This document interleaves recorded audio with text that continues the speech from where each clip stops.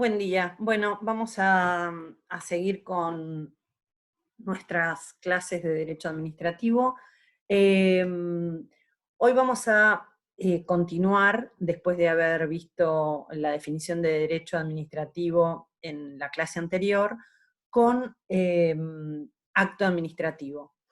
Les había pedido que tuvieran a mano la Ley de Procedimientos Administrativos, que es la Ley 19.549. Les dije que la ley la podían bajar en la página de Infoleg. Ahí después vamos a tratar de practicar cómo se hacen las búsquedas en esa página. Cuando hablamos del derecho administrativo y cuando hablamos de las competencias de las provincias y de la nación, habíamos comentado que las provincias retenían todas las competencias que no delegaban específicamente al poder nacional. Entre las competencias que las provincias tienen reservadas están las del dictado de lo que se llama normativa de forma, las leyes y códigos de procedimientos. El derecho administrativo es un derecho local. Esto quiere decir que es dictado por cada legislatura provincial y de la ciudad de Buenos Aires, y a nivel nacional del Congreso Nacional. Significa que cada jurisdicción tiene su propia ley de procedimientos administrativos.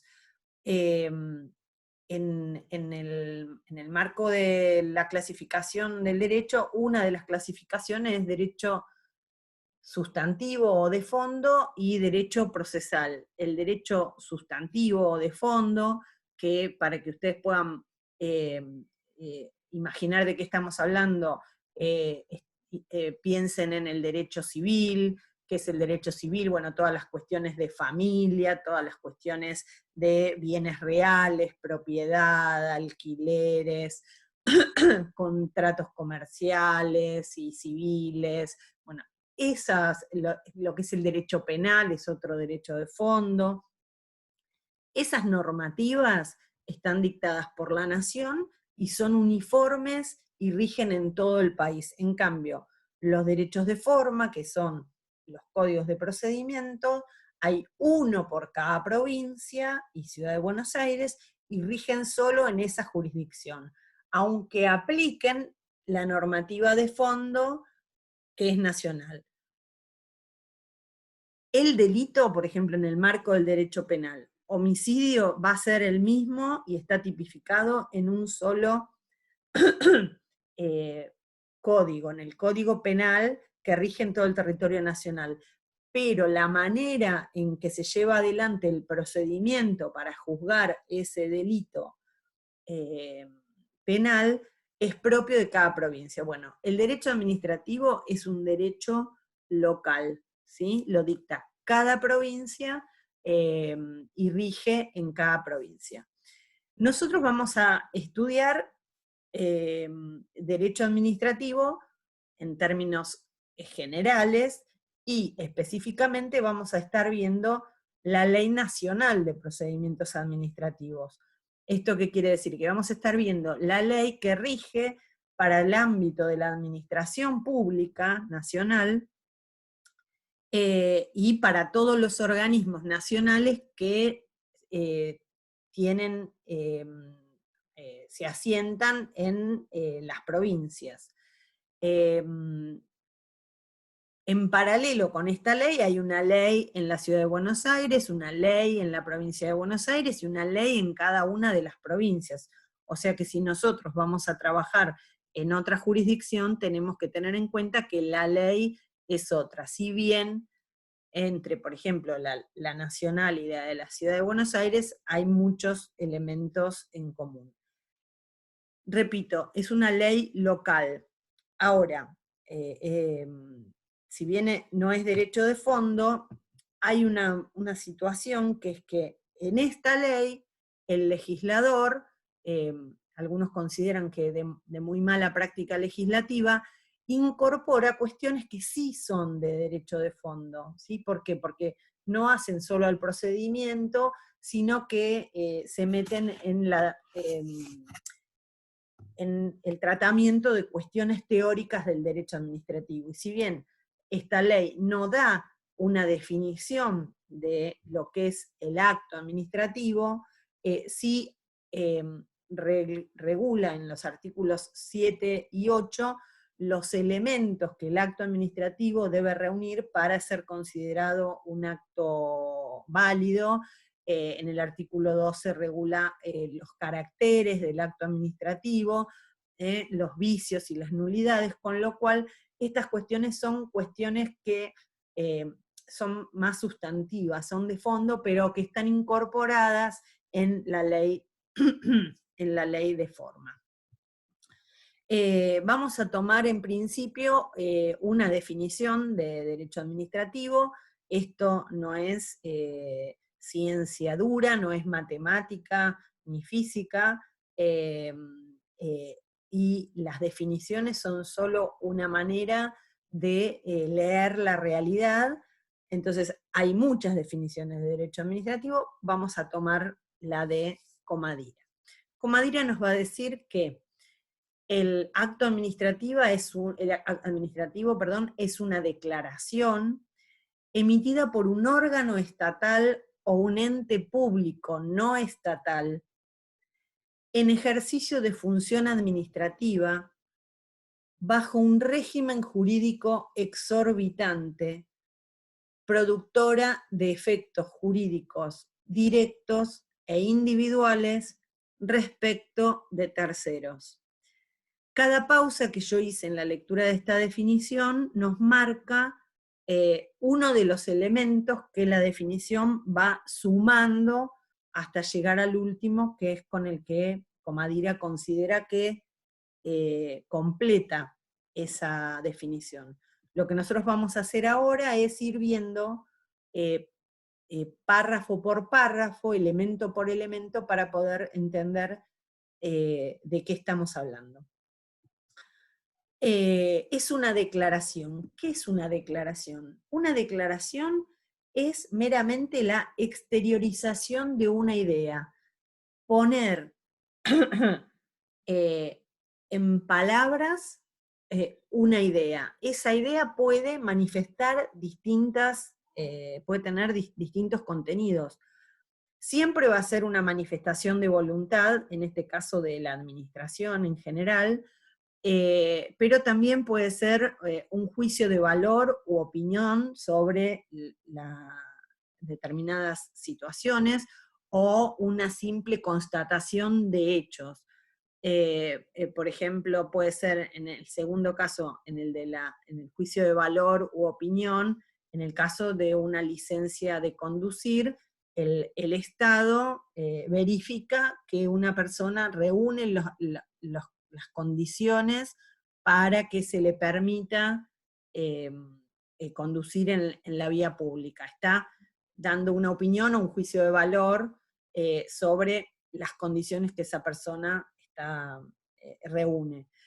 O puede ser una simple constatación de hechos, un certificado de defunción. O sea, no siempre es el mismo tipo de declaración, pero siempre hay una declaración que representa la exteriorización de una idea, una manifestación que hace el sujeto que está legitimado para emitir ese acto administrativo.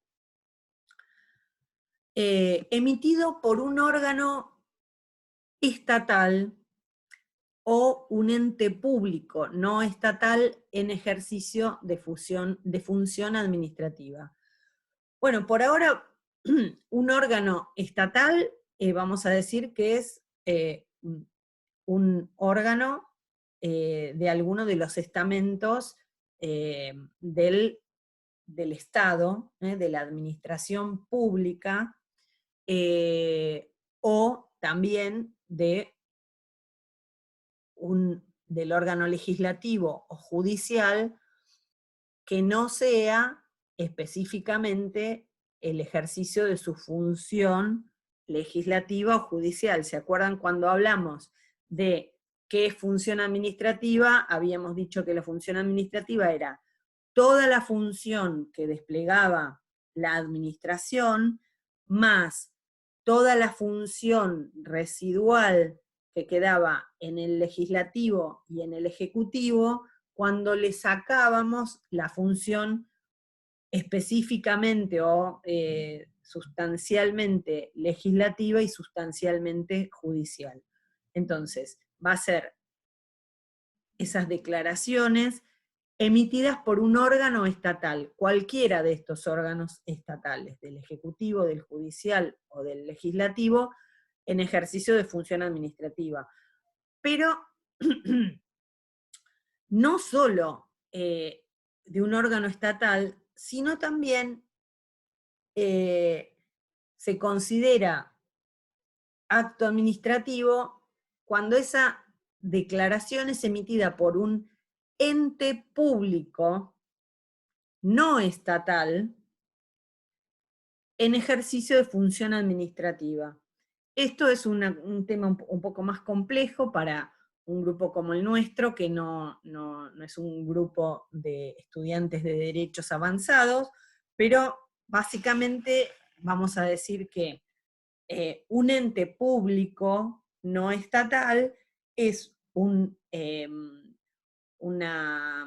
organismo, para que lo entiendan, una, una persona jurídica creada por medio de una ley, por el Estado, al que se le da el carácter de público, pero que no es un órgano del Estado, y se le da un ente de carácter de público porque tiene funciones que son de interés público, y al que el Estado, por circunstancias que evalúa convenientes, realiza una delegación de función administrativa. A ver si con un ejemplo puedo hacer que entiendan de qué estamos hablando.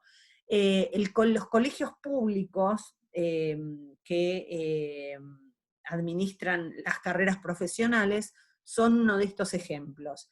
El Estado y la comunidad tienen interés en que esas matrículas que otorgan los colegios estén llevadas de manera conveniente, porque hace al interés público que si tengo matrícula de abogado, efectivamente sea abogada y cumpla con todos los requisitos. Entonces, ahí hay un interés público. Entonces, el Estado le delega a ese organismo el ejercicio de una pequeña porción de función administrativa, como es el tema de la administración de la matrícula, ¿sí? Entonces, se considera que en ese marco hay también actos administrativos. ¿Está? Entonces, esa declaración, que era el primer elemento de esta definición, tiene que ser emitida por un órgano estatal o por un ente público no estatal en ejercicio de función administrativa. El siguiente elemento que pone Comadira en la definición, y que está en la definición de la mayoría de los autores, es que esto se va a dar bajo un régimen jurídico exorbitante.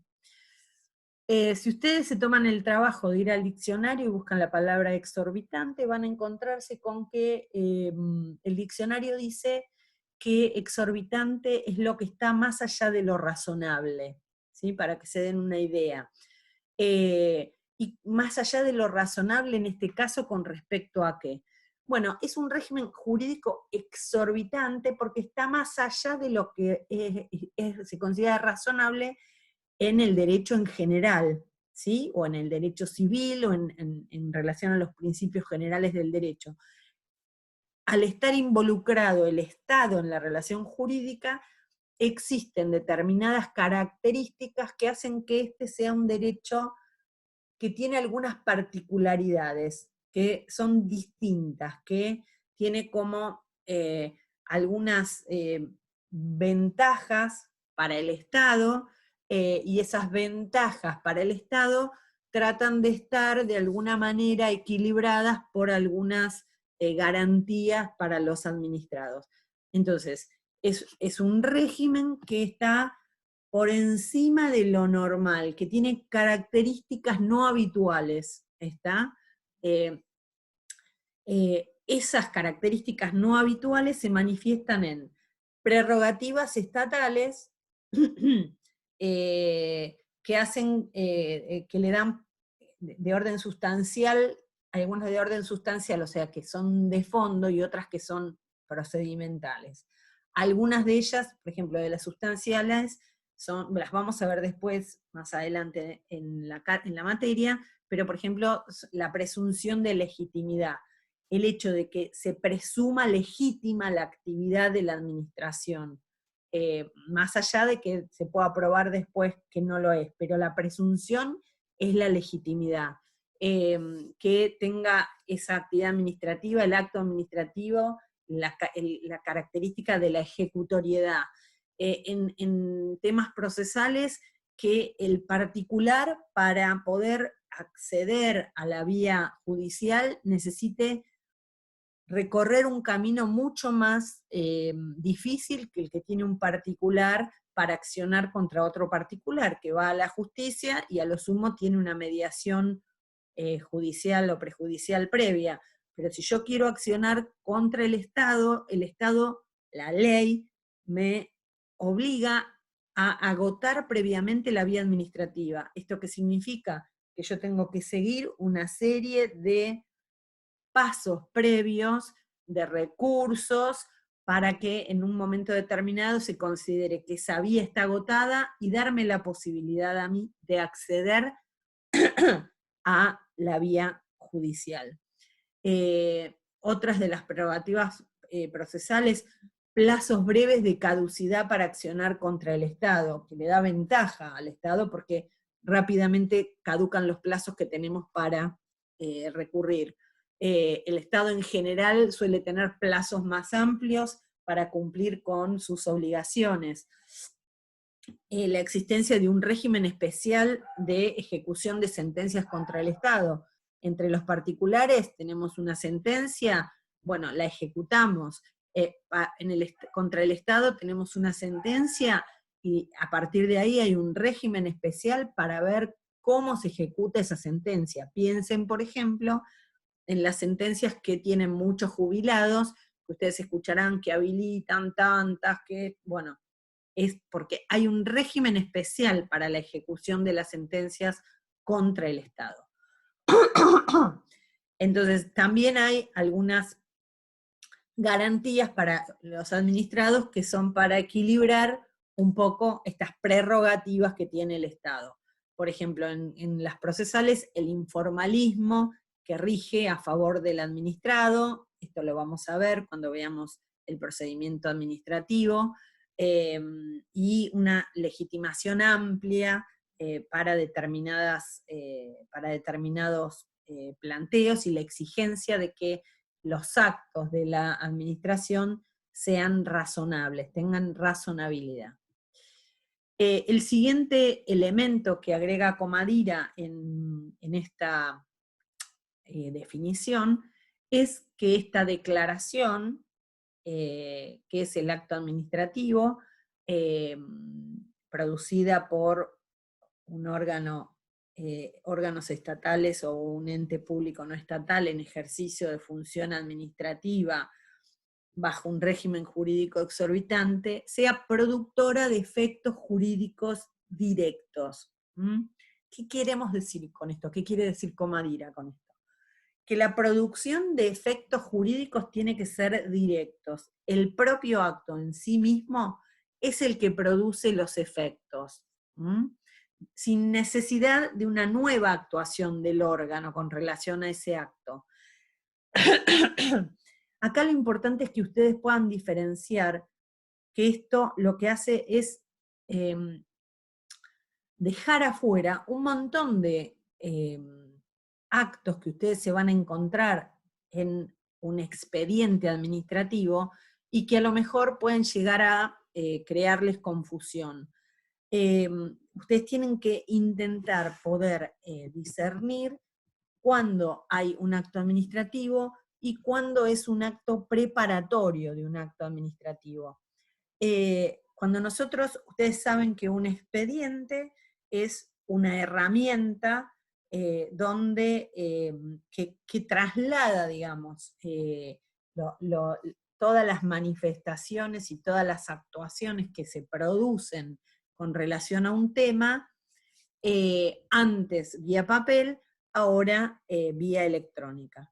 Entonces, ustedes en un expediente en general van a tener un memo de iniciación, van a tener un pase de ese memo a otra área, van a tener la elevación de ese memo a otra área, van a tener un pedido de intervención, por ejemplo, del Servicio Jurídico Permanente, van a tener un dictamen del Servicio Jurídico Permanente, van a tener el agregado de un informe externo. Bueno, ustedes tienen que diferenciar lo que es un acto administrativo de todas esas intervenciones, que son actos preparatorios, ¿sí? Los informes, los dictámenes, las providencias, todos son actos preparatorios, no son actos administrativos, aunque haya un enunciado, una declaración y la firma de un funcionario, como por ejemplo en el caso de un informe jurídico, ese informe no produce efectos jurídicos directos. ¿Por qué? Porque ese informe es una opinión de un área que va a ser evaluada por el decisor, que es el que va a generar el acto jurídico. Ese es el que va a decir sí, no, se concede, no se concede, desígnase, no se designa, etcétera, etcétera. Entonces, digamos, eh, eh, eh, es importante que diferenciemos esto. Los informes, los dictámenes, las providencias, son actos preparatorios, no generan de por sí actos jurídicos. Necesitan de una nueva intervención de la administración para que una vez que dicta ese acto administrativo se produzcan los efectos jurídicos, ¿sí? Y por último, esos efectos jurídicos tienen que ser individuales, ¿sí?